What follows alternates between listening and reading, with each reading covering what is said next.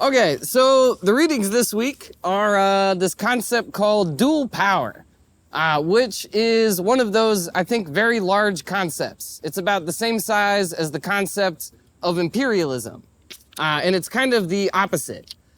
So dual power is originally, I think we all had on the reading this week, it came from Lenin, right? That I think is just 4 pages. So Vladimir Lenin, and he wrote this little article in a very interesting time. I think we had read some other Lenin that was from like 1905, you know, like more than 10 years before the revolution. This was written in 1917, okay? So the concept of dual power is something that Lenin made, and the communists, when they had reached that level of their struggle, right? When they had organized enough that they could actually challenge the existing state. So that's where this idea comes from. There was this thing called the provisional government. So the Tsar had been kind of taken out of power, and then there was this kind of, you know, liberalish, you know, provisional government. And at this time, the communists are deciding what to do about that, right? And they say, we should actually just take power. Okay, so before getting into that more, what is dual power? What is this concept? There's I think a simple way to think about this as like a double entendre, right? There's like 2 meanings in this word. So the first meaning is that it is a dual power in the sense of being like an opposite, right? Or a counterpart to the existing power, right? So what we want to do is we want to make a new society, right? The society that we make in our unions, right? In our political parties, in our Palestine summer camp, right? Solidarity University of Gaza, we are creating our own democratic, right, society. And it has to be democratic, right? That's kind of one of the key things here. So we want to build a new world within the shell of the old, right? But we can't just do that, because if we just do that, then this imperialist power, right, the other power, is going to find you and it's going to crush your experiment, right? We just know that. They're going to do it all sorts of different ways. So a communist or anti-imperialist, right, radically democratic, dual power can not only build the new society, but we have to do it in a way that we can actually materially challenge the existing power, right? So this would be like a duel, you know, like on guard with like swords, right? So we have to be able to challenge that power, the existing imperialist system, right? So Lenin kind of defines this dual power by 3 different features. And I'm just going to say it. I think it's limited. I think it's outdated because this is 105 years old text.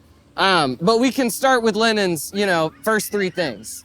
So the first aspect is that the source of power, right, is no longer the official laws, right, the court system, the police, but now the source of power is direct initiative of the people, right? So the people are the ones who are the source of the power. And so what that means, right, we make our own rules, right? We enforce, right, what we want society to be. But it does not come from the laws, right, the court system of imperialism. Second is that instead of having, right, the military and the police behind that, you know, court system, is we are going to have, let's call it people's public safety. I'm using the language that we use today, right? Safety.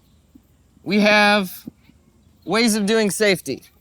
You know, de-escalation, all of that, right? In Lenin's context, this was the People's Liberation Army, right? This was the Red Army. What was the name of that one? The Red Army. It was just the Red Army, yeah, okay, cool. So that's what Lenin's talking about. But yeah, we need to take over community policing, right? That's kind of the idea there. Okay, the third thing is that instead of having bureaucrats and like officials, he calls it like officialdom, we are going to have direct democracy. We could call it, yeah, democratic bureaucrats, except the bureaucrats, the officials, are no longer this, class that's like above the rest of us, right? In Lenin's idea of dual power, right? These are democratically accountable. Really, they're just administrators. They're supposed to do boring work that really no one wants to do, but they don't have power over people, right? So that's kind of where Lenin, starts and stops. Or I guess he probably has other things to say. But a lot of this aspect is, focused on power as like force, right? Lenin left out a bunch of other social processes, right? And just to say this, real clear, I hope I haven't repeated myself in previous weeks on this point, but a key to a successful dual power, I think there's like 2 or 3, right? One is that it has to be everything, right? Everything in society. We have to have a new version of everything, right? Not just these things, but also art, music, right? We need new poetry. We need new educational systems, right? We need new ways of practicing religion. It's everything, right? That's the key to this. If you just do a couple of components, you are going to be undermined, right? A second aspect is that all of these different parts are all interconnected and they have to work together, right? You cannot have separate parts of the movement. Everything has to be connected. And a third thing is that we have to have a material analysis, right? That's the word. So what does that mean out of jargon? Sorry. We have to have a pretty good understanding of what's wrong with the way things work now, right? And Cooperation Jackson calls this exploiting the contradictions, okay? So what that means is we can't, and I think a lot of people, especially in this country, this is how we're taught to do politics. You have an idea, you want equality, right? You want fairness, right? And we start with that idea, and then we, let our political practice come out of that, right? And usually it's supposed to be voting, right? You just vote for whoever's going to get you equality and fairness. But what's going on here is we have principles, right? We want equality and fairness, but we're starting to design our strategy. Our starting point is how does the world work now? And what are the weak links, right? What are the flaws, the gaps in the system that we can take advantage of to get to this democratic society, right? So it has to be, in one word, strategic, right? We can't just wish the world into existence. Obviously, yeah, there's a lot more than this, like dual power, right? It's every part of society. So I think for the rest of the time that I get to talk at you all, I'm going to just kind of summarize how Cooperation Jackson has set out to do this, okay? And this is they're very clear about this. They say we are building dual power, right? And it's in the United States. So I think it's a really incredible program. Did anyone get a chance to read the Build and Fight program of Cooperation Jackson? All good if you didn't. I'd highly recommend it after, because it's absolutely the coolest thing to read. But yeah, any questions or thoughts so far before we get into the details? I got one question. Yeah. Power, I guess. So talking about the requirements of how we want to do it. So reimagining or re-envisioning everything in society, is this kind of, maybe other people here might have answers, but is this kind of what Mao does with the Great Leap Forward and the Revolution, sort of trying to reinvent? So the question is this, or just for the thing, is this comparable to, in Mao's China, the Great Leap Forward? I think it is. I mean, I think that a lot of the Chinese Communist Revolution, takes up and then tries to do what the Soviet Union did a little bit differently. The Cultural Revolution, the Great Leap Forward, there's aspects of those, that are definitely trying to do this. I think it's a pretty contradictory history. I'd love to have beers about that, and chat later. Does anyone else have an opinion on that? Or we could also do that, yeah. It's wild, yeah. China's very interesting, I think. There's a lot to be learned from along these lines with what they've done. Cool. Any other questions? We'll move on to Cooperation Jackson. Let's do that. Okay, so the basis, I think we talked a little bit about Cooperation Jackson before. So this is an organization that is in the capital of Mississippi, which is Jackson. They formed about 10 years ago. I think May Day was their 10th year anniversary. And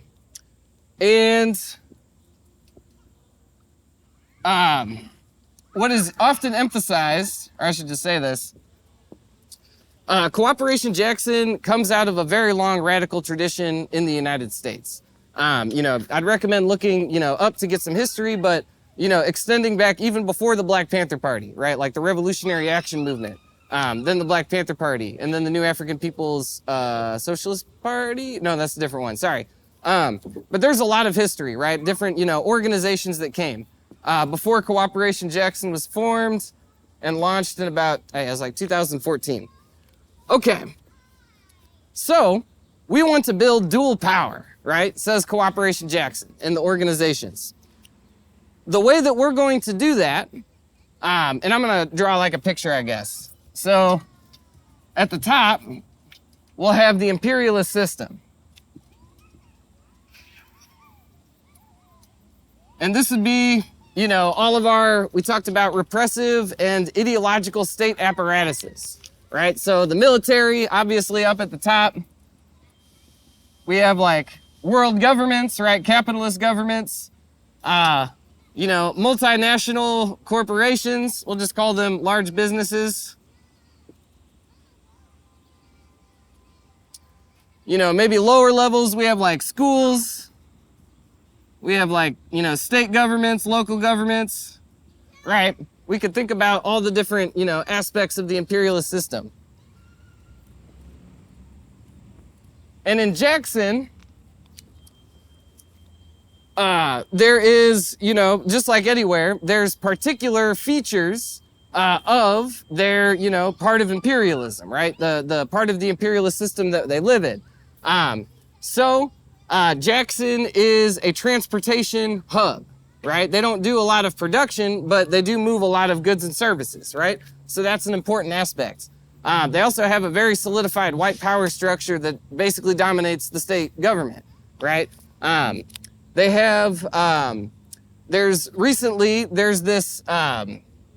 been multiple of these capital development projects. The one I think mentioned in the reading was the Capitol Street Corridor. And these, capital development projects, it sounds so boring. It's basically when the state or maybe the federal government uses that money to, build infrastructure that is good for businesses, right? So a lot of this, there's gentrification that comes with that, right? People who lived there before can no longer afford to pay rent. Because it's been developed, right? It's been developed in this capitalist kind of way. So, Cooperation Jackson did an analysis, the organizers there, and determined, kind of what are our situations. Sorry to do all this like pre-work before getting there, but I think it's really important. There's 3 major contradictions that they are responding to. Okay, like kind of broad contradictions that have significance for them where they're at, but also it's just true in general. The first one is the uneven development of capitalism. And what that means, that's actually another Leninist concept. Uneven development is that there is fundamental inequality everywhere in capitalism, right? There's always rich and poor. There's always differences between areas, right? Geographic areas. The uneven development has produced the inequality, right? And the mass suffering, right? People don't get fed for that reason. So, that's a major contradiction that we can exploit, because if people are going to have their needs met by our dual power, that's a huge opportunity to get people involved, right? The second kind of huge contradiction is the ecological limits. Which of course is climate change, right? So in Jackson, right, that's not too far from the ocean. There's other, heat waves. They're having a water crisis, which is basically human caused, never mind. But, right, the capitalism, of course, is causing all these problems with ecology. And we'll see that they take this as an invitation to create a lot of alternative energy, right? So some of the cooperatives that they created are going to be like alternative energy. Okay, the third major contradiction that they're responding to is the productive limits of capitalism, which is a fancy kind of Marxist term, which means we have the ability to produce a bunch of stuff, right? We could literally meet everybody's needs. We don't have to have hunger, right? We don't even have to have homelessness. But the way that capitalism does its uneven development is we end up with a bunch of people with unmet needs, right? So that's another contradiction that we could take advantage of, right? We could exploit that, right? So Cooperation Jackson's dual power, right? We're trying to take on the imperialist system, in the world, but also in one city, in Jackson. And we're responding to these three, we're designing our response around these three fundamental weak points, right, in the capitalist system. So, how do we build that dual power, says Cooperation Jackson. And here's their answer. And I'll do a simplified answer, and then I'll fill in some of the details, and then I'll stop talking. It looks like people are starting to leave. Okay. So, y'all remember the three contradictions? I didn't really plan out where I was going to draw things, but these are gone. Uneven development, ecological limits, and productive limits. Okay. So, to build dual power, we're going to have three major, you could call them institutions or practices, right? Sources of power. And each one of them is going to help the other two, okay? And within each of them, there's going to be even more, examples. All right, let's do it. The first one is people's assemblies.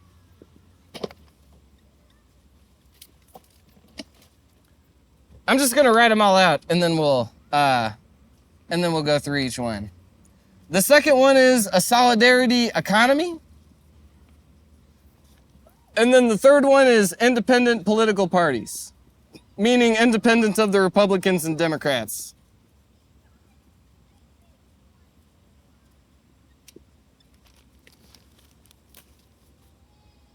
So, to define each of these real quick, the solidarity economy is all parts of the economy being transformed into a democratic, structure.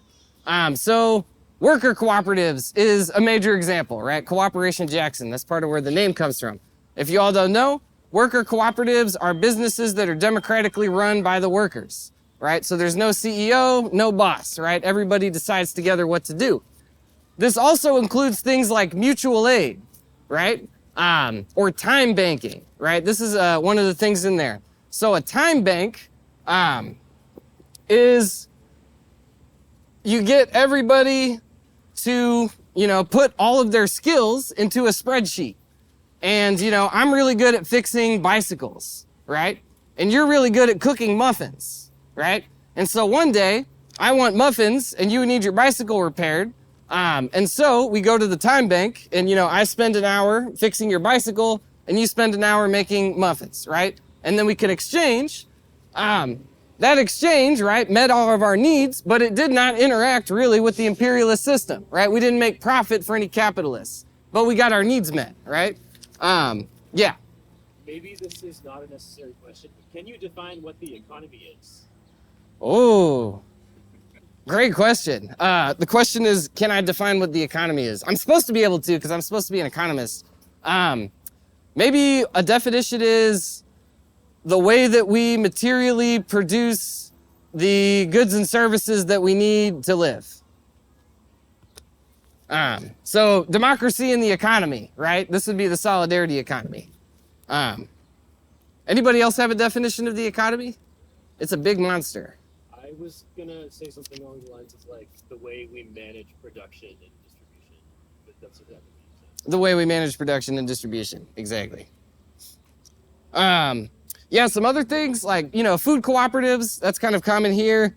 Alternative currencies, maybe not Bitcoin, maybe Bitcoin.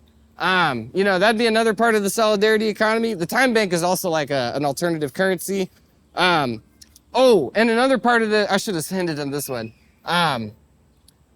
They have this thing called the Community Production Center. And this has been a part of I think they got it up and running in like 2019.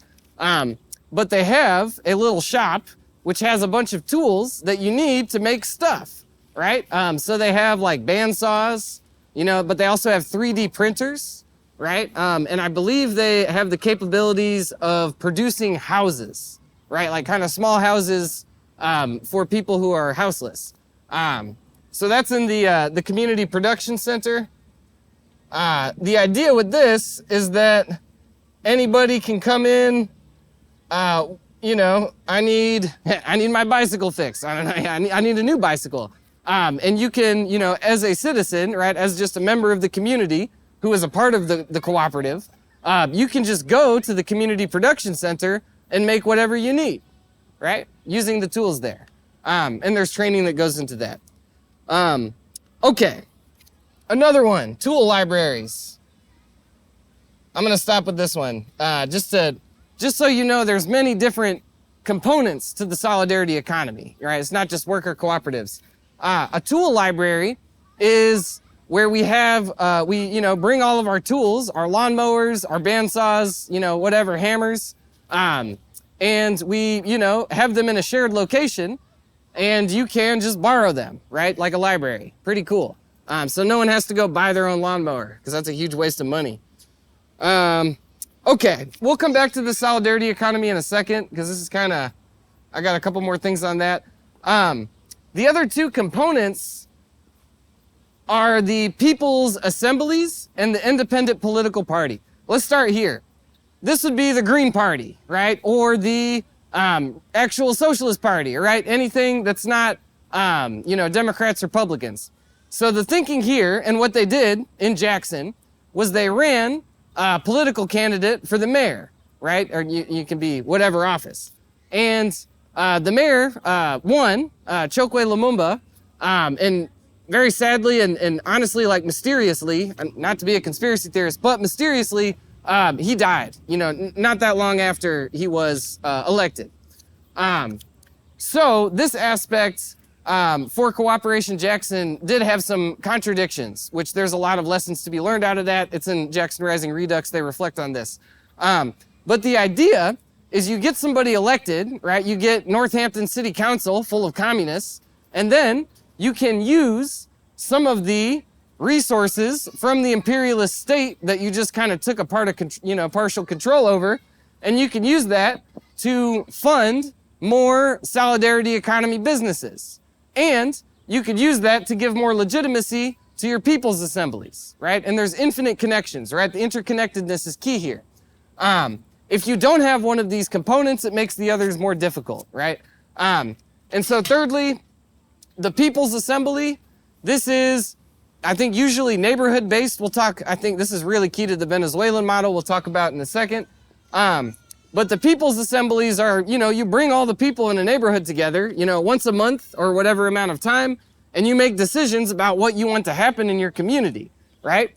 The People's Assembly replaces a lot of this state apparatus, right? It replaces electing, capitalist politicians who don't serve us, whatever, Democrats, Republicans. There's also, a lot of connections to be made then between people's assemblies and the independent political party, right? You can recognize, what the Graves Avenue, People's Assembly just decided that we actually want to fix our sidewalks and our roads because we're sick, So then that could go to the, state apparatus or to the solidarity economy. We could figure out how to do that, right? But the general theme that I just want to reiterate is dual power cannot just be any one of these, and it cannot be a part of one of these, right? People criticize the cooperative movement, right? Which, the cooperative movement, same thing with the communes, right? People who go and start like a communal farm. as long as you just do the solidarity economy, you will never be able to challenge the imperialist system. And it's not because you want to challenge the imperialist system, it's because you have to, right? Because no matter what, if you start to build this new society, imperialism is going to come knocking on your door, right? It does not matter where you are. So we need to build, right, this whole movement, which is going to be able to challenge, right? We need to be smart and strategic about how we do this. I guess a couple more things with Cooperation Jackson, to give you like an example of this, strategic kind of thing in action. I told you about the Capitol Street Corridor project. It's interesting that the 4 different capitalist development projects all line up on a street which is called Fortification Street, interestingly enough. So Cooperation Jackson has called this street the Fortification Line. And so the capitalists, or the state, is, they came in and they offered, Cooperation Jackson, maybe to be a part of this, right? And actually, I don't know if this happened, but they're like, they could say, hey, do you want to be a part of our capitalist development project? Or, hey, do you want to sell us some of your lands that you've acquired? And Cooperation Jackson, has been very principled about dealing with this, right? Essentially, we're not going to cooperate with this because we know it's a scam. And they're trying to, weaken us. Let's see. I wouldn't want to say too many more details about that aspect. There was one more thing I wanted to say. Oh, the community land trust. That's the last aspect. I'm sorry, y'all. I'm a little bit sleepy this week. So there is a legal form for owning land in a democratic way. And maybe some of you have heard about this before. It is called a community land trust. This is the legal way that multiple people can own a piece of land. So Cooperation Jackson has had a community land trust as a part of the solidarity economy, aspects. And that has been, absolutely fundamental, right? Talking about the community land trust, interacts with every other single part of the project, because you have to be able to control lands, right? Land is kind of the most basic means of production, right? You have to have space to be able to do anything else. The community land trust, it interacts with everything else, just like that's the theme. Everything interacts with everything else. Any questions? I think I've ran out of notes, but maybe I missed some stuff. Yeah. Or thoughts on Cooperation Jackson's strategy or dual power? Is this too abstract? Yeah. I have a question. I feel like I still don't totally understand what stupidity. How would you describe? Most definitely. The question is, what exactly is Cooperation Jackson? One way to define them would be they're a nonprofit organization. They out of the dual power strategy in Jackson, they are the ones who are mostly doing the solidarity economy piece. I believe they also do a lot to organize the people's assemblies, but then the independent political party is kind of its own thing. They're the descendants of a lot of mostly like black radical organizations, especially in, the U.S. South. So the individual members a lot of them are like lifelong organizers, who some of them chose to move to Jackson. But then, most of the members since then are Jackson residents, right? I understand there's a little bit of like a free flow. Like there's people who are actually, certified members who would be in this like nonprofit, Cooperation Jackson. But then there's a lot of community members who, benefit from these programs and then over time start to participate, right? I didn't say one of the cooperatives they run is this thing called the Freedom Farms, where they grow food. And that's linked up with what they used to have a couple cooperative restaurants. I think one of those folded and the other became independent. But then that was going to link to the this thing called the Green Team, which was like doing the compost. So Cooperation Jackson is the organization that starts the cooperatives and kind of like coordinates all of this effort. Was that a clear answer? Totally cool if it was not. I can try again. Yes. No worries. Pretty cool text to read. So the question is, how does sustainable production kind of fit into this model, especially like the production? Yeah, if that's, yeah. This, I guess the three contradictions, right, that they're responding to, the ecological limits is maybe one of the more important. A lot of their cooperatives have been designed to be, sustainable. They have, I think they have sustainable energy production. So like, and we have that around here, right? Solar panel cooperatives. Yeah, there's this thing with the freedom farms, the composting. Oh goodness, what else? I believe they have, this is recorded, so I might be wrong. I think they have a recycling cooperative, or they that might be a part of the green team. They have, I think, they're increasing their connections with like, Mississippi farmers. I know that's something that they were at least trying to do. I'm not sure what the progress is on that. But yeah, sustainability. One of the projects that they wanted to do, after getting power with the Jackson, government, is to use resources from there to also try to start, increasing, converting, trying to get the energy production that people use to be like solar panels and stuff. So I'd say it's a huge deal. Yeah. Yes. Oh. So I have a couple questions. Sorry. I understand. Yes. I guess the question is, how far along is Cooperation Jackson with this? What is the control of the government? How much control of the government or the institutions, and how do they coexist with the capitalist system there? Goodness. My understanding of the history is there was a lot of problems and contradictions that happened when their original mayor, Chokwe Lumumba, mysteriously died. His son, Chokwe Antar Lumumba, then ran, and he got elected. Without saying anything about his character or anything, I understand that his term in office did not have, they did not, really follow through with this independent, part of the political project, and that maybe his administration was kind of recaptured back into the white supremacist power structure that is Mississippi. The state government, I know that they're always trying to come after Cooperation Jackson, absolutely. The local people, the businesses, I think, everything that you would imagine, they probably get slandered. They're probably called like terrorists or, like the Black KKK or, like horrible things like that. Absolutely. And that's why, imperialism, always comes after you, in that sense. I don't know what their current status is with the political power. I don't think that they've put a lot of energies into running another independent political candidate like they did in 2013. And I also understand that the people's assemblies are maybe growing quite a bit more. So maybe this is the weak link in their strategy right now. Yeah. Mm.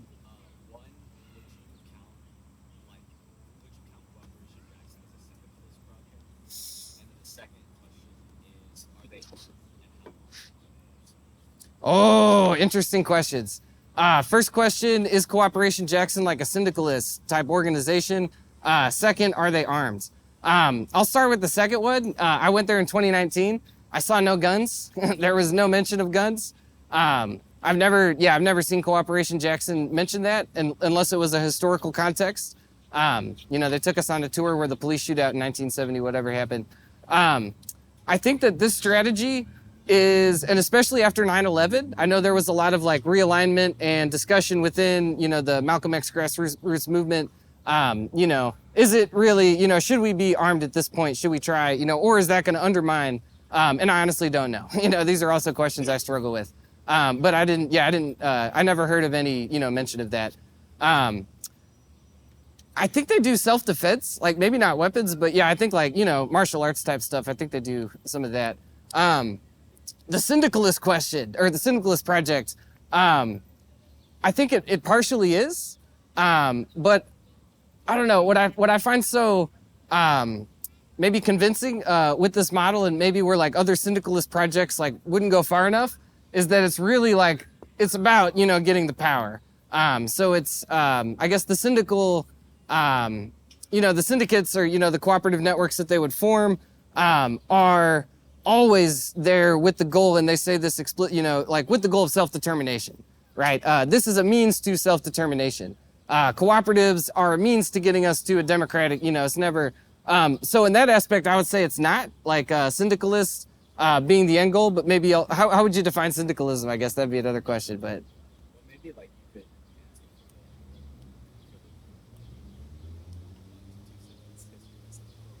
I'm kind of putting you on the spot because I couldn't get be that concise. Right on.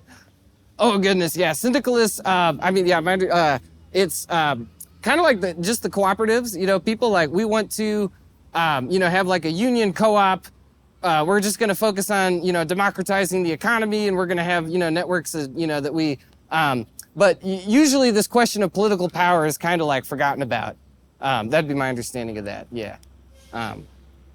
Yugoslavia had a very interesting syndicalist. They had markets, but they had worker cooperatives. It's like market socialism. So the cooperatives exchanged with each other, right, according to markets, which has a lot of problems, right, because then capital comes back. Gabby, I think you had your hand up. It was what is syndicalism? Oh, cool. That's that one. Yeah. Yeah. He was questioned about if there aren't jobs to stop. I know, do they? And you said that they're not armed, but do they practice any form? Do you know if they practice a form of like community public safety there at all? Or are they trying to kind of separate from like the police apparatus there and do their own sort of like policing and public safety? Is that a project? That's a good question. Are they, is Cooperation Jackson working on like a community policing model to kind of replace that? I think the answer is yes, because they've at least been involved in like Stop Cop City. I'm trying to remember. When I visited, there was I don't know, I saw cops drive by all the time. I think they haven't gotten there yet, but I think that's something that they're probably working on. That's a really good question.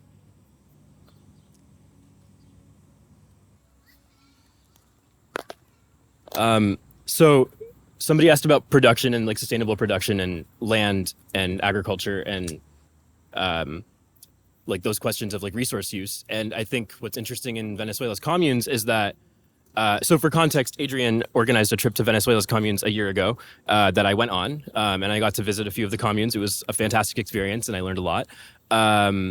But one of the cool things, so I can talk about how the communes are formed, but one of the cool things is that once they're formed, people in the community decide what they want to produce to make money to fund their social services. So basically, a community will form a commune, which they vote to do.